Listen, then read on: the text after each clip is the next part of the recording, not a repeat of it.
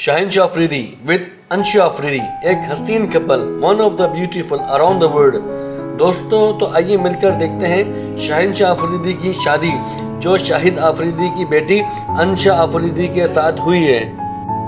इस शादी की कुछ यादगार तस्वीर और फिर आखिर में कोहली का दबंग अंदाज में शादी में एंट्री देखें वीडियो के आखिर में।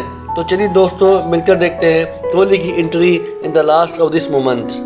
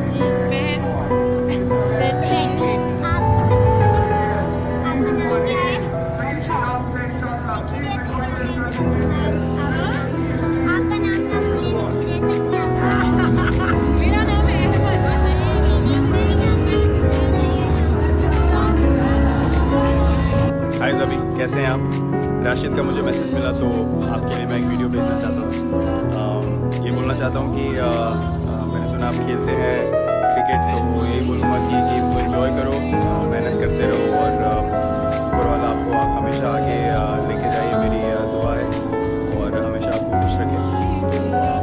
होपफुली कहीं मुलाकात भी होगी। जैसे मैंने बोला, मेहनत करते रहो, मेरी बेस्ट विशेज़ आपके साथ हैं, तो take care, all the best.